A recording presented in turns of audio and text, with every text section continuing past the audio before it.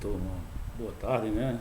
Depois de algum tempo aí tentando ver se colocava no ar esse sistema para poder preparar um pouco a abordagem dos conteúdos, dando continuidade ao curso de onde nós paramos, onde praticamente fizemos muito pouco.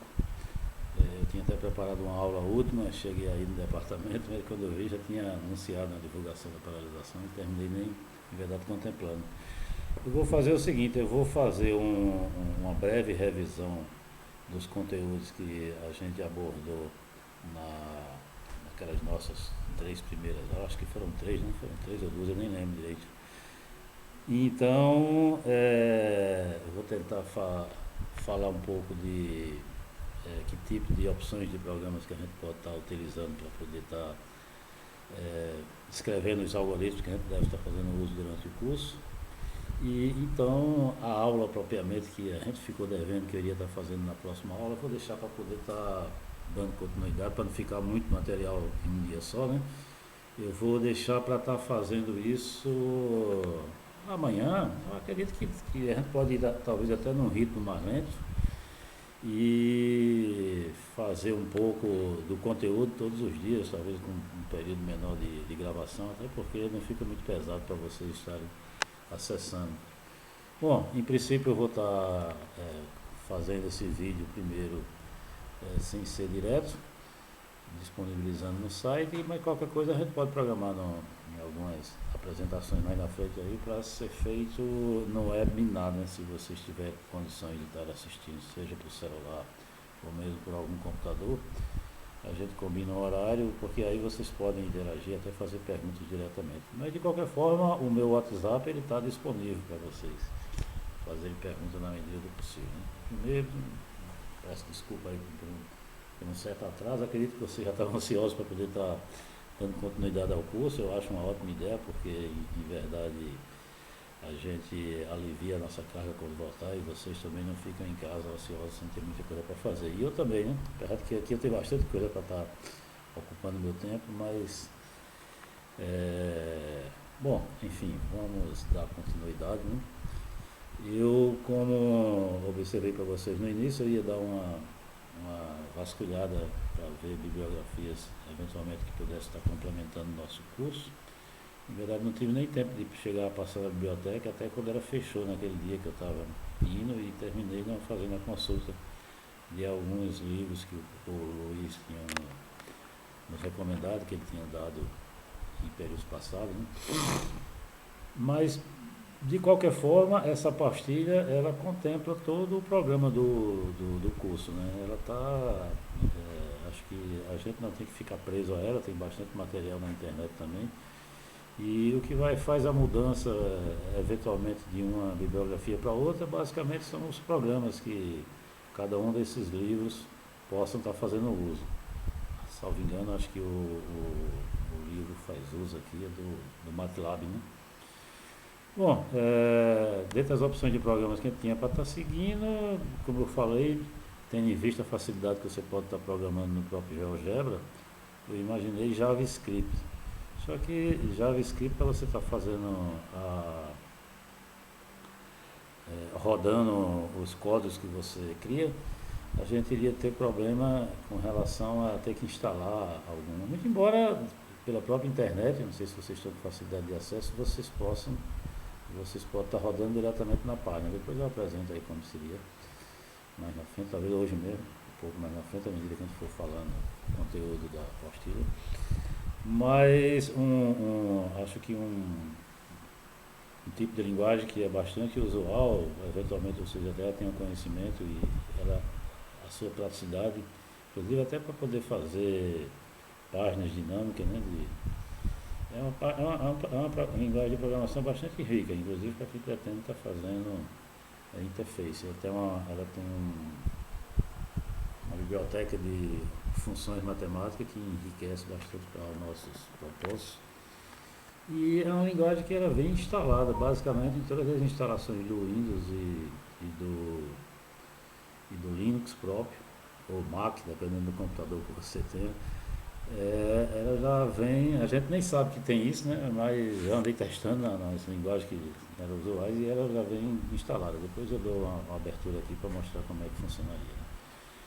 Pois muito bem, vamos acessar a nossa apostila para a gente falar um pouco sobre os conteúdos que lá se encontram, né?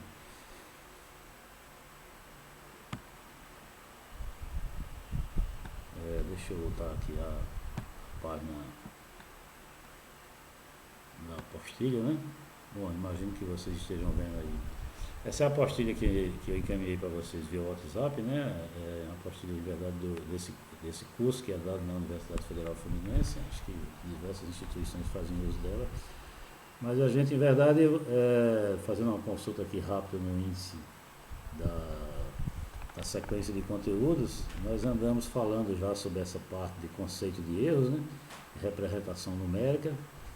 E a gente, nessa aula que eu fiquei para fazer e não fiz, eu ia estar começando sobre série de funções. Embora ainda falte, eu estar abordando um pouco sobre a aritmética de ponto flutuante. Eu vou dar uma navegada aqui nela apenas para poder a gente rever basicamente o que foi abordado, né? E com toda certeza esse índice ele contempla todo o material que a gente vai abordar e em verdade tem mais do que em verdade é o nosso problema, né?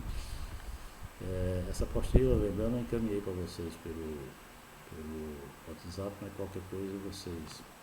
Bom, os conceitos básicos do que é cálculo numérico, em verdade, uma forma de observar daí é a obtenção de uma solução utilizando método numérico. O que é método numérico? É qualquer algoritmo finito, né? A computação, a gente não trabalha com coisa infinita, a memória é limitada, você quer um resultado, você precisa de um número de interações que é finito, né? E o método numérico é qualquer um que passa por esses três diagramas aqui de uma forma resumida. Bom, geralmente você tem um problema de natureza, muitas vezes física, né? Não necessariamente. E na hora de você querer resolver esse seu problema, tem um processo preliminar que é qual a modelagem da sua situação, né? Que equações, que relações físicas melhor descreve o seu problema, né? Bom, essa fase da modelação, muitas vezes a gente aí já incorre em imputar alguns erros de aproximações, porque muitas vezes o modelo que você coloca, ele só é verdadeiro dentro de algumas restrições dos parâmetros envolvidos, né? Por último, uma vez que você tem essa modelagem, você vai fazer a resolução propriamente dita utilizando o método numérico, né, que é o objetivo do nosso curso aqui. Essa fase da modelação, conforme descreve no próprio conteúdo, geralmente implica em alguns erros, como por exemplo, se você for descrever a queda de um corpo, a gente supõe que a aceleração é constante, que a gente sabe que não é, varia com a altura, né? Supõe que as leis que estejam valendo sejam as leis da termodinâmica, da dinâmica de Newton, né? Termodinâmica não, dinâmica de Newton, que então a gente sabe que não é verdade, o que vale a ser mais apurado é a teoria de Einstein, né?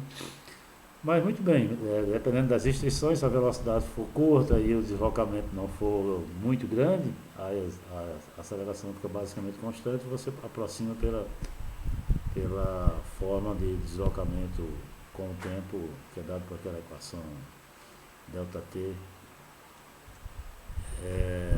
VT mais AT sub 2, né? Você deve estar lembrando disso aí da época do segundo grau, né? Bom, em todas essas fases tem geralmente a incorrência de você cometer alguns erros de aproximação e o objetivo dessa descrição inicial é caracterizar os diferentes tipos de erros, né?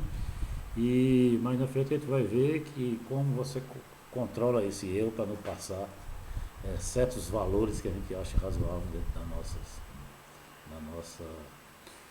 do nosso cálculo, né? Do problema, né? Bom, a conceituação de erro, o erro é a diferença do valor exato, que muitas vezes você não dispõe, né? Pelo valor que você obtém, né? Essa é a conceituação de erro, matematicamente falando, né? Aí erros você pode caracterizar em diversas fases. Aquele que eu falei inicialmente, da fase da modelagem, se você coloca o movimento sujeito a uma aceleração dada, com velocidade inicial V0, a equação da distância percorrida com o decorrer do tempo é dada por essa expressão. Claro, volto a dizer que se fosse numa situação de queda livre, a aceleração da gravidade ela ia mudar com a distância muito longa, né? Então a gente já estaria cometendo aí erros com a questão de essa expressão que melhor realmente descreve o deslocamento. A gente já está fazendo uma aproximação de qual modelo vai descrever o teu problema propriamente. Considerando isso, você comete alguns erros e nessas considerações ele está fazendo aí uma conta, não vou ter os detalhes dessas contas, porque na verdade foram coisas que nós já fizemos. Bom, na hora de você medir esses erros, você define o erro absoluto. O erro absoluto é a diferença propriamente dita, do que nós falamos no início, do valor real para o valor aproximado, que está descrevendo aqui dentro seguinte. Digamos que uma determinada grandeza n, o valor exato dele seja n maiúsculo, notando. E quando você vai tomar a medida, você toma daí esse valor. Não digamos que se você fosse querer calcular o valor de π. O valor de π, a gente sabe que é um número que precisa de infinitas casas decimais para ser determinado. Então você não consegue determinar por critério nenhum, né? O valor que você utiliza é uma aproximação. A diferença desse valor para a aproximação seria o erro absoluto da sua medida, né? O erro absoluto não é uma boa forma de você mensurar se o erro foi grande, elevado ou pequeno na hora que você está fazendo uma ponderação em relação às suas medidas, porque esse exemplo aqui descreve muito bem, né? Digamos que se fosse calcular o valor de π, a diferença nesse caso daria 0,01, né? Se você π é um número que está entre esses dois valores. Qual é o erro de você considerar qualquer número entre esses dois números? O erro seria menor do que essa casa decimal, né? Tem uma outra situação aqui que vai exemplificar de que o conceito de erro relativo ele é mais preciso do que o erro absoluto. Você pode ter medidas com o mesmo erro absoluto, mas no entanto o erro relativo ele nos dá uma medida melhor do quão próximo você ficou do valor real, né? O erro relativo, a rigor, matematicamente falando, o erro relativo é a diferença é o erro absoluto, né? A diferença do valor calculado para o valor real, dividido pelo valor real, né? Só que o valor real muitas vezes você não tem, né? Porque se você tivesse o valor real da grandeza, você não precisaria estar calculando aproximações, né? Aí a gente conceitua de forma para estar fazendo o cálculo como sendo a divisão do erro absoluto dividido pelo valor que você aproxima, né? Esse conceito, claro, pode dar uma discrepância em relação ao que seria o valor exato de um erro absoluto, porque você vê que o erro absoluto não tem valor exato, ele depende do valor calculado na aproximação. Mas você pode mensurar o quanto que ele estaria próximo do valor preciso. O valor preciso, eu digo que se fosse considerar o N' como sendo o valor real, se você coloca ele dentro de uma determinada faixa de variação. Muito bem, ele está considerando aqui duas grandezas, digamos que uma grandeza fosse alfa, tivesse esse valor, e quando você vai calcular o valor aproximado, você vai considerar desprezando as casas decimais. Qual for o erro de você fazer essa consideração de aproximação, desprezando as casas decimais, o erro, a diferença daria esse valor menos a parte inteira, né? Daria a parte fracionária que seria esse valor aqui, né? Se você fizer essa mesma conta com esse número beta, a diferença dele para o que seria o valor que você vai considerar que é apenas a parte inteira, observe que as duas avaliações obtiveram o mesmo erro, né? O mesmo erro absoluto. No entanto, é de se esperar que essa diferença aqui ela é razoavelmente desprezível diante da magnitude do valor de alfa, da ordem de quase 4.000, enquanto na variação de beta o erro está mais ou menos da mesma ordem de grandeza do próprio valor beta, né? Então, esse erro aqui seria muito maior, relativamente falando, em relação ao valor original ou aproximado, do que esse aqui, né? E a medida melhor que você utiliza para poder fazer essa avaliação, ponderar qual o erro ficou maior ou menor, é exatamente o erro relativo, onde você faz a divisão pelo valor aproximado. Ou seja, em ambos os casos, o erro relativo ficaria a diferença, que é o erro absoluto, né? Dividido pelo valor aproximado. No caso aqui, você vai dividir por esse número bem maior. O erro ficou menor da ordem máxima de 10 elevado a menos 4, 0,003 vezes mais 1. Enquanto esse aqui ficou o mesmo valor da ordem absoluta, porque a unidade ela é 1. Né? Bom, apenas para poder fazer um comparativo do que seria o erro absoluto e o erro relativo. O erro relativo te dá uma noção melhor do quanto de erro você está cometendo. Né? Os erros de arredondamento.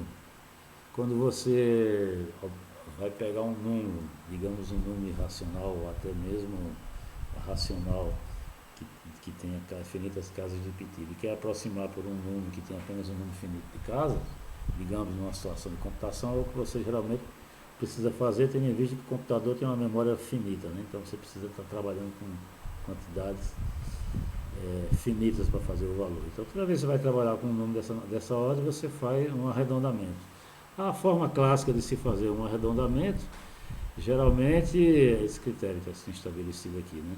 Ele escreve aqui, arredondar por falta, é pegar o número e colocar, desprezar as casas decimais que tem a partir de um determinado valor, ou se não, você pegar um valor acima do último dígito, né? Vamos ver nesse exemplo aqui que fica melhor de descrever. Digamos que você quisesse aproximar a raiz de 2 para apenas duas casas. Nessa aproximação aqui, você apagou tudo que tem para cá. Você fez uma aproximação por falta, né? A aproximação por excesso seria se você colocasse aqui um 2, ao invés de 1, né? E desprezasse as casas que tem por cá, né? Geralmente, quando você faz essa aproximação por falta ou por excesso, o erro absoluto na sua aproximação, ele vai ficar a quantidade de casas que tem para cá, no caso, se você fazer a aproximação por falta, se for por excesso, vai ser a diferença desse número menos o valor exato, né?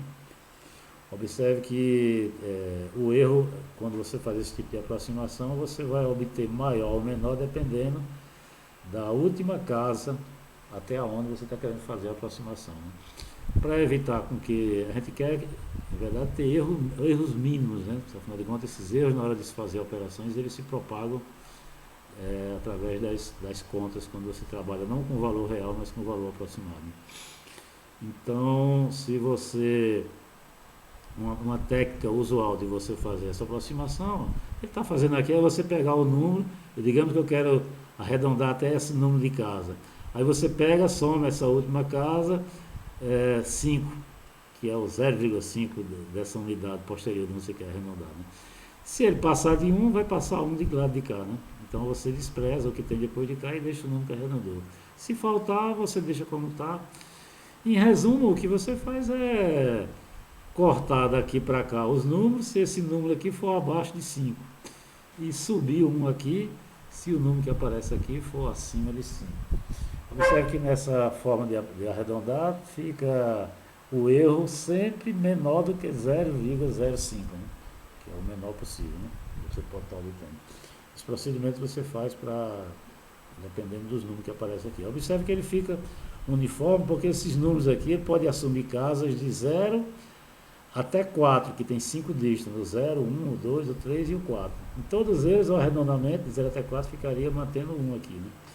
E de 5 até o 9, que também tem 5 casas novamente, seria a situação de você aumentar aqui mais um décimo, que ficaria 1,42. Né?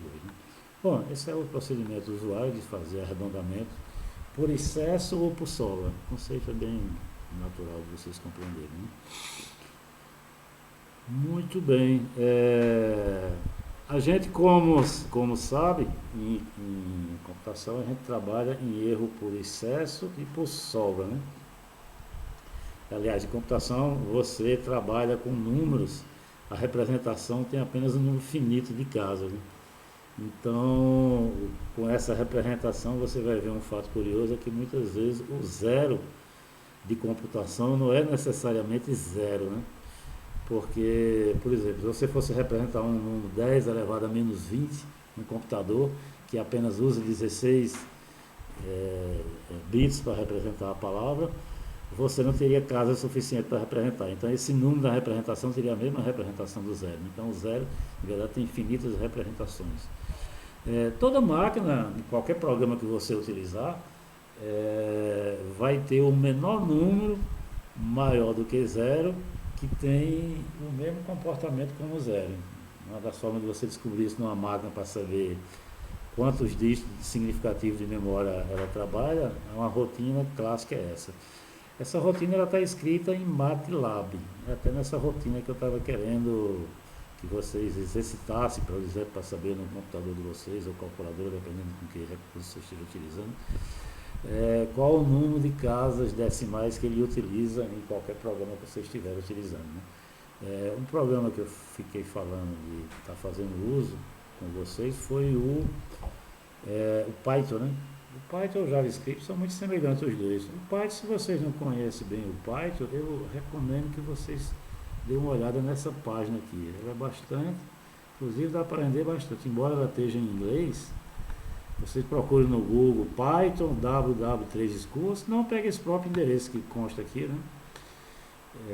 Que vocês vão vir direto. Aqui é nada mais do que um tutorial falando sobre o Python, como instalar, como ver se funciona. Por exemplo, se você trabalha numa máquina Windows, abra o comando do DOS. O DOS geralmente é executado por um comando, você bota no executar, bota cmd, .exe, que ele abre a sua tela do DOS. No DOS escreva esse comando, veja, Python, tracinho, veja, em inglês a tradução, que ele vai dizer, se não sair nenhum erro do negócio, ele vai mostrar a versão que está instalada. Então ele está instalado, você tem condição de estar operando e fazendo rodar os programas que a gente dispõe aqui. Né? A forma de você colocar qualquer programa para poder rodar, você escreve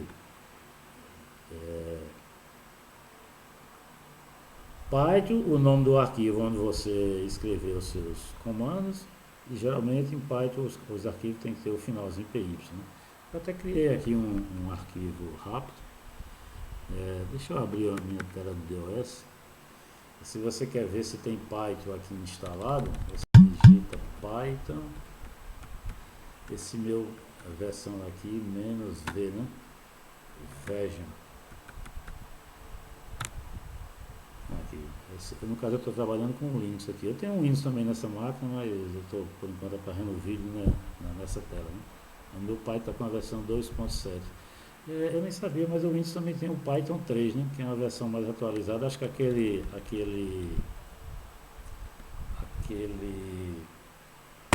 tutorial, esse tutorial aqui que eu falei nessa página, né? Ele está sendo apresentado para o Python 3, né? Acho que é a versão mais recente, acho que é o 3.6, né? Deixa eu ver aqui que ele exibe a versão, né?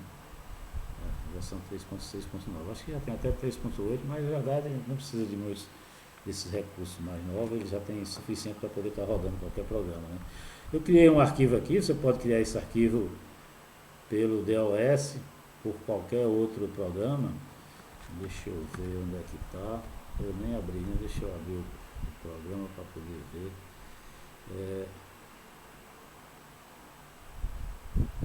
Deixa eu abrir aqui. No caso do Windows, vocês têm o editor de texto mais básico, é o Notepad, né? Esse aqui é um Notepad com um pouquinho de recurso mais avançado. A versão dele para o Windows é o Notepad PP, é Plus, né? Esse meu é o Notepad QQ, que acho que é a versão para Linux, né? A versão para Linux do Notepad. Cadê? Abriu? Abriu, tá aqui, né?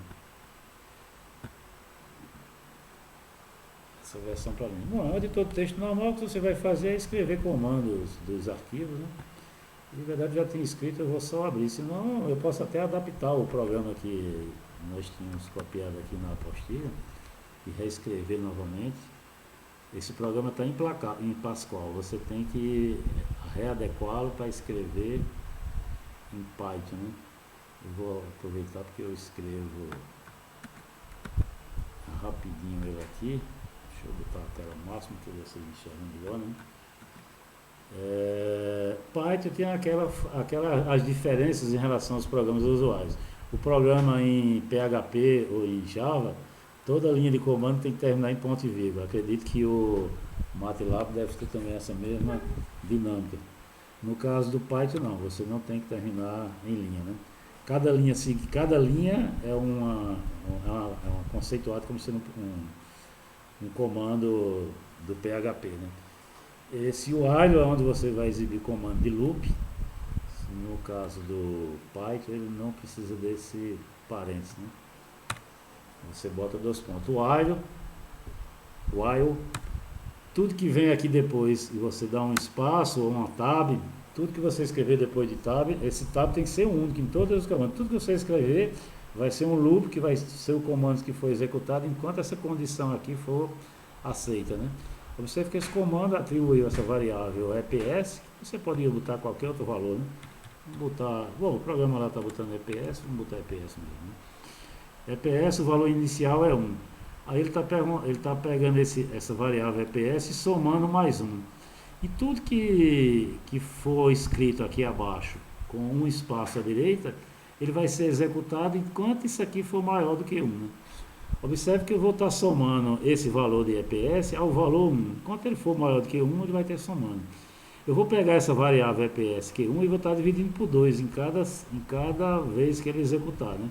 Divido por 2, divido por 2, novamente fica dividido por 4, divido por 2, dividido por 8. Enquanto eu somar e for maior, ele vai estar repetindo esse procedimento, né? Mas observe que o nosso computador tem um número limitado de casas para poder representar esse número EPS. Então vai chegar uma hora que a quantidade de casas que ele representa só tem 0.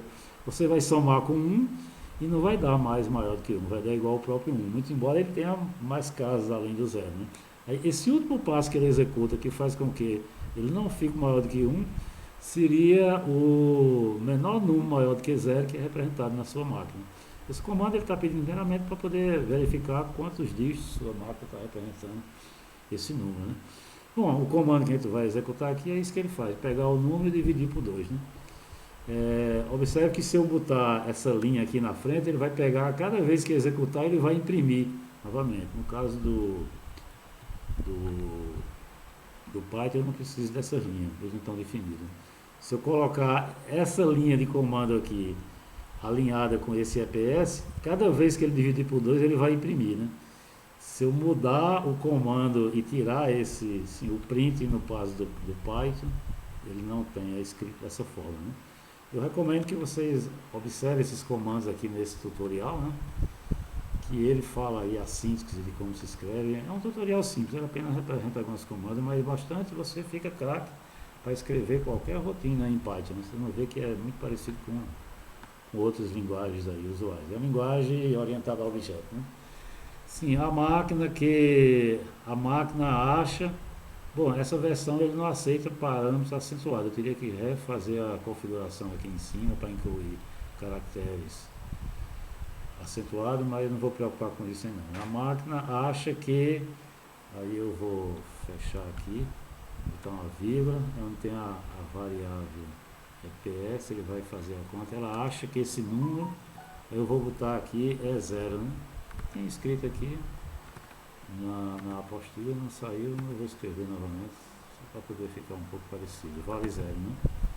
Pronto, vale 0. E agora os comandos para fechar o print. Observe, eu vou escrever com ele desalinhado, ele vai executar a mesma rotina que teria lá, né? Salvar, você salva aqui, o Ctrl S, que ele salva também. Quando ele salva, isso aqui que está vermelho passa a ter outra cor, né? Ele está perguntando que nome eu boto para poder salvar. Eu estou salvado lá em documentos. Vou botar aqui exemplos Python, né? Tinha o teste 1, vou botar aqui teste 2, né?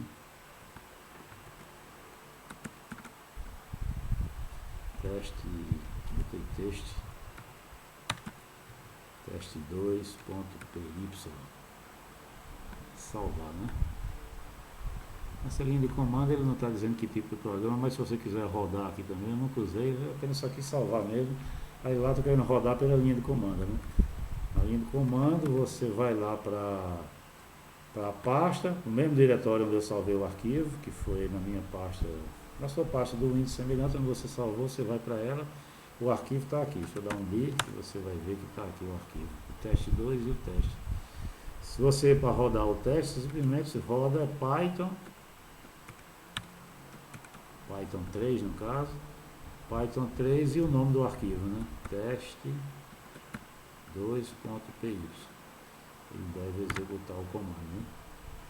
A máquina acha que, pronto, o número que ele calculou foi esse aqui, né?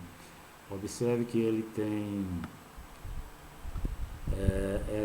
eu estou com notação aqui de ponto flutuante, que eu vou falar, talvez esse vídeo esteja ficando longo, eu deixo para falar um pouco mais tarde, né?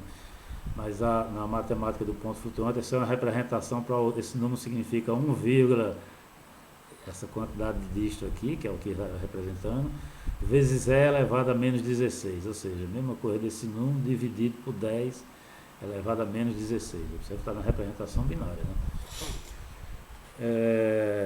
Esse número aqui, observe que tem mais casas de precisão do que o nosso da apostilha lá, né? O nosso da apostilha, se você for observar, está aqui o número, né? Vou até botar aqui a tela em paralelo. Se você for observar, a quantidade de casas até 16 vem aqui, né? 16, aí para cá tem 17, 18, 19. Ele está dizendo que o número de dígito significativo é 1 a 19, só que ele está colocando daqui para cá, né? Até quando representa, não sei o que ele falou aqui, mas a gente tem mais do que a quantidade de casas que tem lá. Observe que esse número aqui já é um arredondamento que tem, ele vem igual até 22, 30, 24. Essa quantidade daqui para cá, ele pegou, arredondou, ele fez o arredondamento por subir o 4 para ser 5, porque aqui era 6, né? Como eu disse, ele soma 5 aqui e soma 5 e desconsidera a casa, por isso que aumentou 1 no lado de cá. Mas ele está fazendo arredondamento. Essa minha máquina, ele aceita mais do que a máquina que ele rodou essa pastilha aí, né? A quantidade de disco que o programa está utilizando. Que o Python está rodando, né? Isso vai depender muito da linguagem que o teu programa está sendo rodado, né? Bom, muito bem, isso era só para poder falar que isso aqui é uma forma que pode estar sendo induzida a erro. Muitas vezes você pode estar querendo calcular um número achando que está como zero, e em verdade tem casos aqui que pode estar aparecendo. Outra natureza de erro é o erro de truncamento. O erro de truncamento é quando você quer calcular um valor, digamos que quer calcular o sen de alguma coisa, sen sem ser um valor dos padrões conhecidos, como sen inteiro, né? ou pelo menos racional. E a gente não tem expressão para estar calculando diretamente. Você tem um desenvolvimento em série Maclaurin para a função seno ou a função exponencial, e o que você pode fazer, determinando do contexto, é aproximar a função pelo polinômio a partir do momento que você desconsidera a partir de uma determinada casa. Por exemplo, se você trunca em um enésimo valor, daqui para frente seria o erro que você estava obtendo da aproximação, porque o seno é quando obtém todos os termos. Se você for calcular o seno de x por essa expressão, você está cometendo um erro. Esse tipo de erro é chamado erro de truncamento. É quando você pega a expressão que caracterizaria o desenvolvimento de uma função e trunca ela para uma determinada potência, né? Muito bem. Eu vou parar o vídeo momentaneamente para depois seguir um pouco, falar um pouco sobre esse capítulo, né? Eu gostaria de falar também um pouco mais sobre a parte da linguagem de programação, mas eu vou falar no próximo vídeo. Muito bem, até logo mais. Deixa eu parar aqui minha gravação, né?